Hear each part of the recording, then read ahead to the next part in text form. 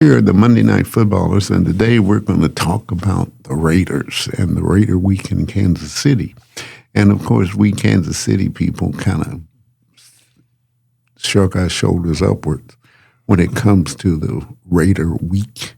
And, of course, we've got one person in our group, our Monday Night Footballers group, which is made up of about 10 people who have various professions, but they always talk about football and print their meetings or chronicle their meetings in the Kansas City Call, the main longest history-making call paper here in Kansas City. And, of course, this has kind of done this for over 50 years, 55 years to be exact. And the reason the name Monday Night Footballers came up was because it was on a Monday night when the Monday Night Football telecast took place in September 1970. And that was a red-letter day in our coming together to talk about the Kansas City Chiefs. So our articles each week on Friday always has something to do with the Kansas City Chiefs. And, of course, we're going to start that right now with Harry Sypert, who is a devout Raider fan. And, of course, in one of our newer members, we'll have his Lefty, Don Williams. Raise your hand, guys. Just let me know. And, of course, we're my left hand. Left hand. And we'll talk about that as time goes on. But let's get started and kind of tell you about what we do. And what we do is meet every week, usually on a Monday, and especially during the season. And we just talk about many subjects. And, of course, most of it, as we've said, is about Kansas City Chiefs.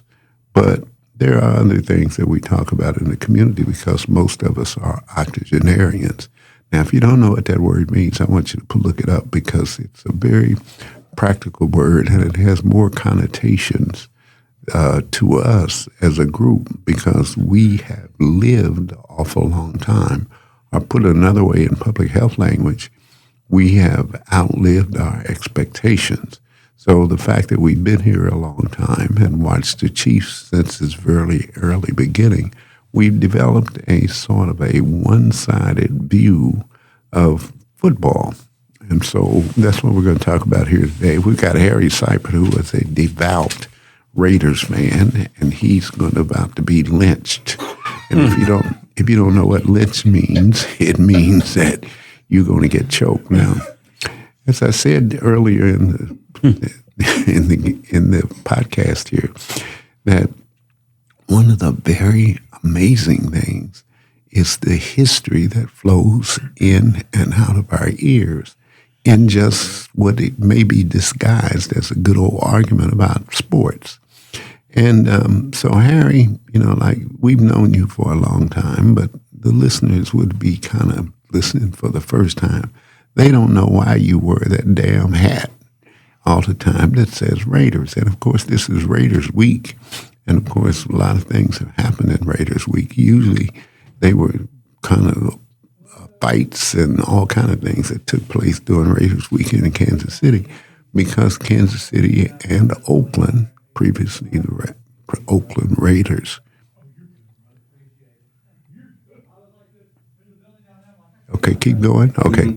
And, the Raiders week is a big week. And why is it such a big week, Harry?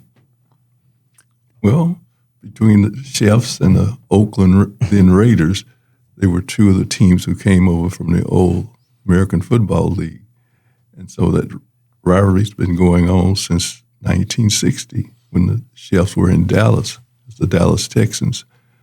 And so that's one of the reasons for the rivalry. Right, they both fought for the championship a lot of those years. Before they came to Kansas City in '63, is that right? Yeah, before they joined the NFL also, Okay. All right, listening to you, Harry's quite a historian, even though we don't like him as a person.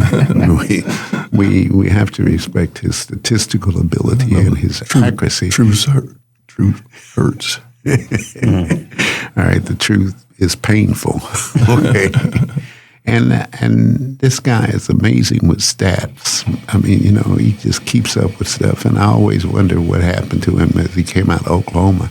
I think he was run out of Oklahoma because he was a good math expert, and they didn't want the Civil War to start all over again, so they sent him north here to Kansas City. But be that as it may, it was kind of important to me the game that we won, and you even picked the Raiders to win, or picked the Chiefs to win. Is that right? Right. And if I remember, it was by 20 points. Now, you amaze us or tantalize us many times with your picks. So tell me why you picked the Chiefs after establishing such a anti-Chiefs kind of demeanor. Go ahead. Just looked at the facts. Silver and Black had a lot of people out. Chiefs are riding a little high right now, but they'll be back down. So let's look at the facts. I may look at the facts for the coming game against the Commandos, or what do they call the Washington team coming to town next Monday night. Their quarterback's out, so I'm going to look at the facts and let's see. But you've been around here a long time, and you've been noted to be kind of antisocial. And, I just kind of like, why you switch up like you do, because I didn't switch up. It's just the facts. Okay, it's just the facts. It's not that you just want to be known or want to be different, I would say. Yeah, but tell us, this was one of the things I really wanted to talk about, was Bo Jackson played here in Kansas City baseball. Is that right? Baseball. And he also played for the Raiders. Played football. He had a hobby playing football. Yeah, he said Bo knows. Now, what is important about that, and the Negro Baseball Leagues ought to pick up on this, is that was a true moment in Black history, because we had somebody that was playing professional football and baseball at the same time. Did you feel any high regard for that? Yes, Bo's the first person in modern time to do that. Yeah. Started with all-star in football, and an all-star and a Pro Bowler. Pro Bowl in football and all-star in baseball. Yes. And that's two professional sports in the same year. And, of course, it's interesting. He came a long way from Auburn, Alabama, where he was from. Or at least played college football there. Of course, I just want to slide this one in on you, too. The University of Missouri beat the University of Auburn this past Saturday, Auburn University. Two overtimes. Yeah, I just want to slide that in on you, because you need to know that. Yeah, I went to bed, I passed out. I didn't pass out, I went to sleep. Is that a little self-revelation there? The second overtime. And I thought Mizzou was going to lose like they did with Alabama, So we kind of dozed off there and woke up and the game was over. You know what they say about octogenarians? The truth comes out. Right. And so the older you get, the more truthful you are, especially about these damn Raiders. I don't get that. I don't get why you so. Tell me how you are so sold on those Raiders. Well, I'm not a bandwagoner. You pick a team just because you live in the city. You don't have to go for that team. Everybody lives in Kansas. A lot of people are telling me, we live here, so we're Chiefs fans. I say, that doesn't make you. You don't have to do this because you live in the city, be for that team. So I'm Oklahoma. I came here in 1970, right after Chiefs had won their first Super Bowl, beating the Vikings. And I just couldn't believe this was Kansas City, beating Otis Taylor. I said, damn, it couldn't be Otis Taylor. I'm bigger than this guy. He just looked so huge on TV. So I didn't become a Chiefs fan then. I told OT I was a Raider fan. He kind of looked at me. He said, yeah, okay. They just couldn't believe it. But everybody in Kansas City was just riding high on the Chiefs in July 1970 when I got here.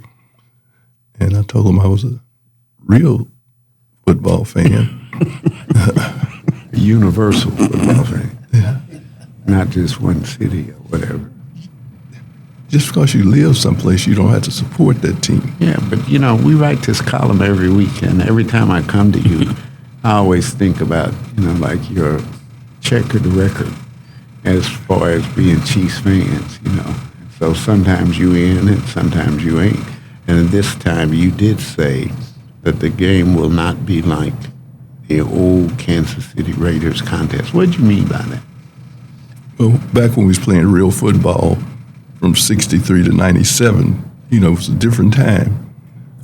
Now you can't touch anybody. You look at Patrick, they throw a flag, you know. I'm not taking anything away from Patrick, but most quarterbacks, you can look at them, it's a flag.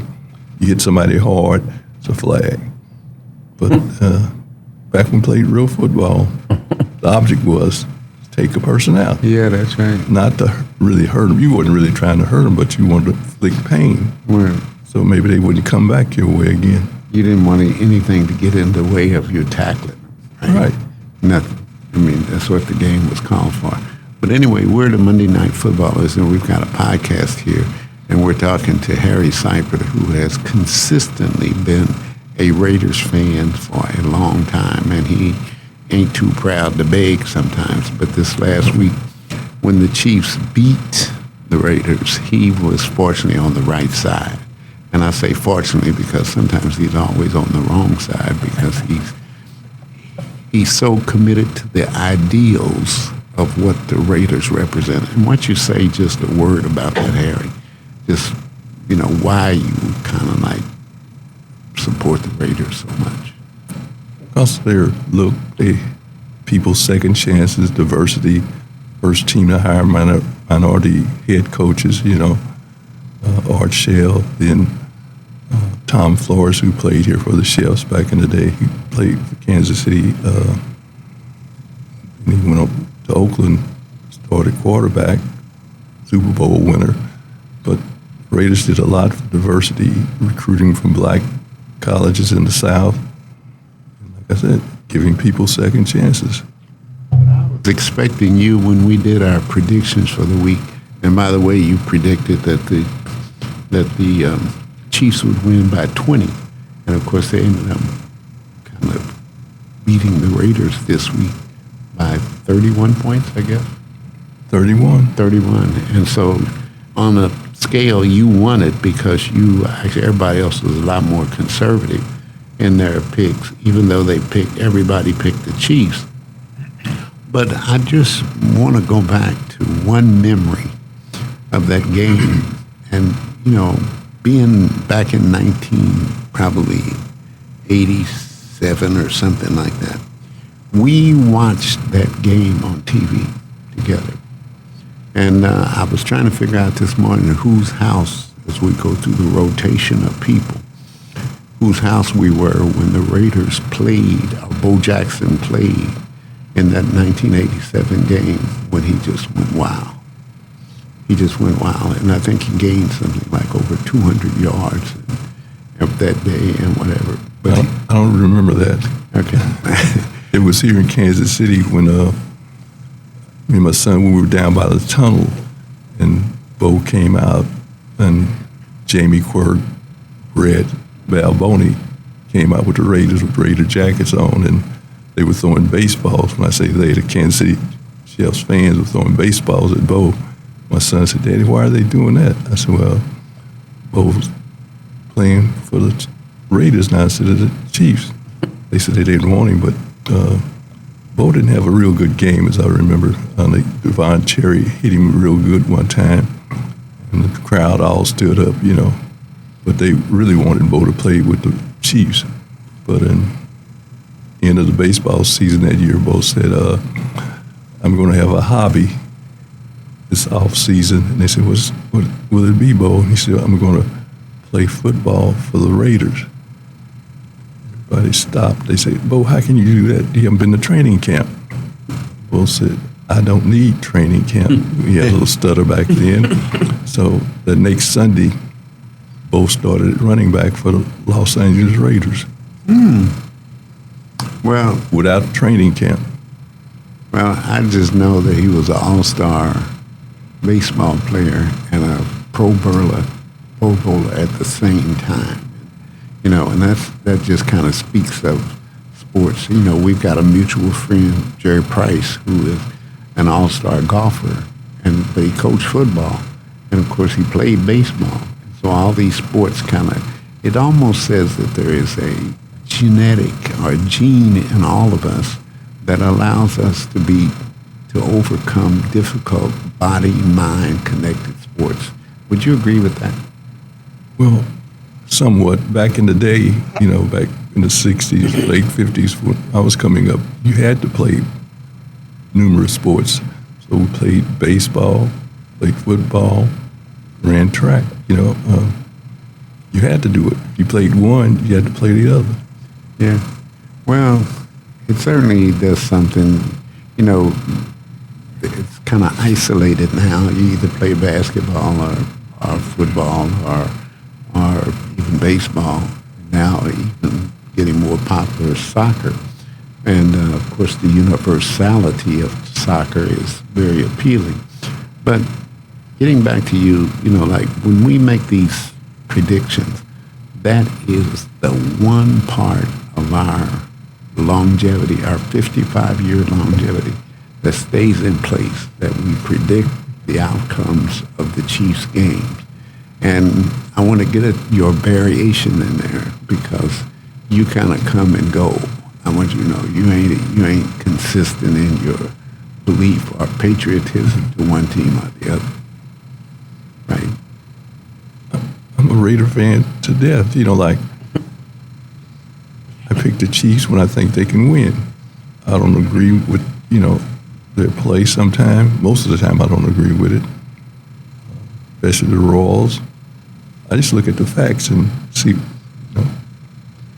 Now, when you say that, it looks like you're saying the rest of us don't look at the facts. Most of you don't. Just because you live in Kansas City, you vote for the Chiefs. Well, right? You're making me search We have myself. some members who have never, at every game since the Chiefs been in Kansas City, they voted for the Chiefs. And what the hell is this Chiefs thing? You seen the commercial with Andy and the little boy? So Andy said the guy's painting the end zone. And Andy said, you did a good job, but who are the Chiefs? Oh, yeah. That's where I got it from. Okay.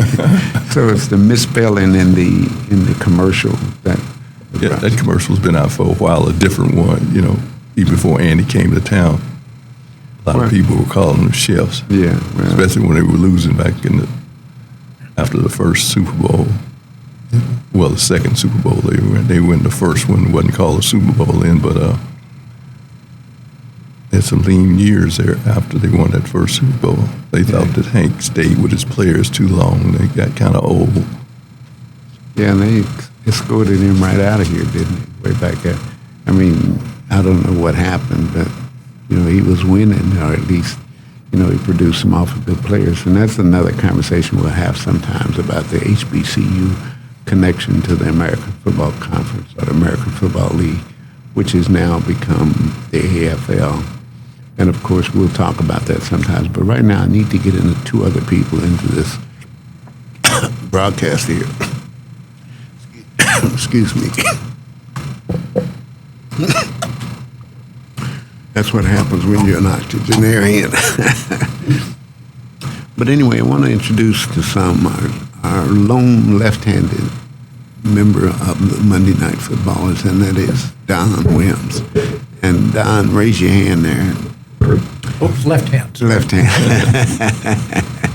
And give us just a quick rundown of what your overview, what you've seen when you among a lot of right-handed people.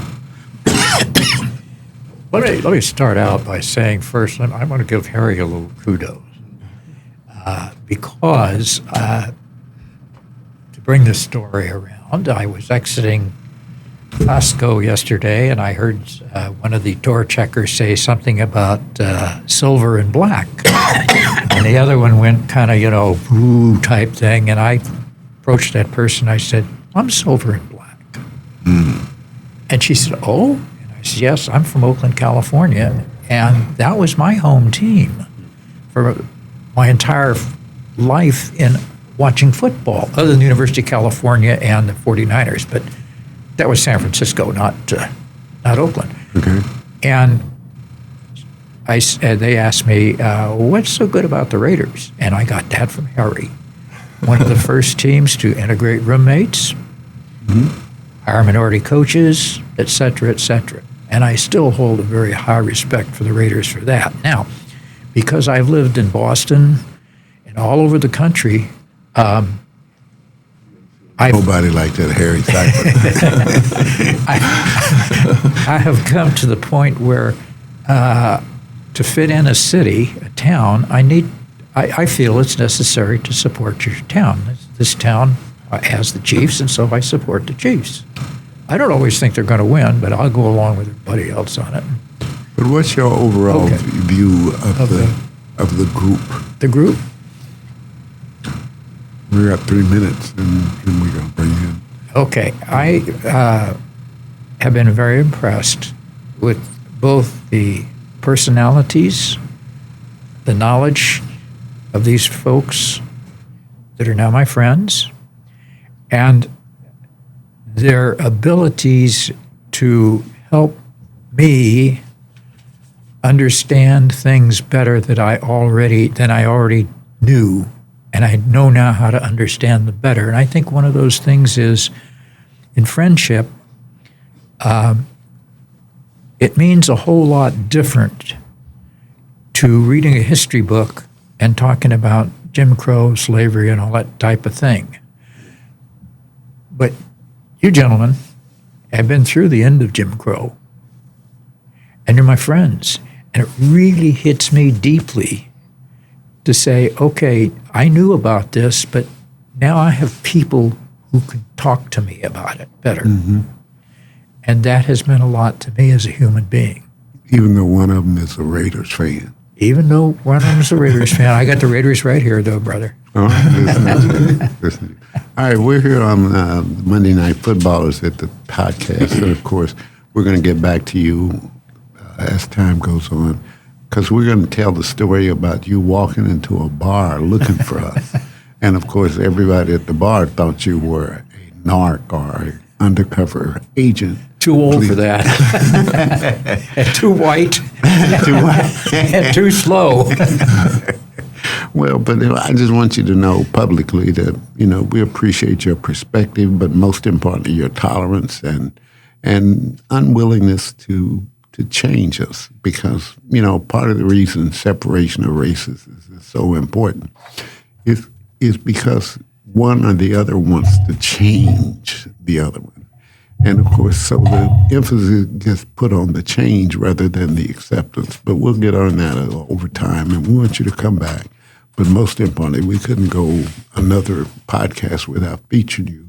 And, of course, this is just the beginning of kind of delving into who you are and what others might think of you, who, mainly are mostly African-American at this point. So just know, get ready, get your boots on or your coveralls or whatever it is, because you're going to get it just like Harry Sypert and the Raiders.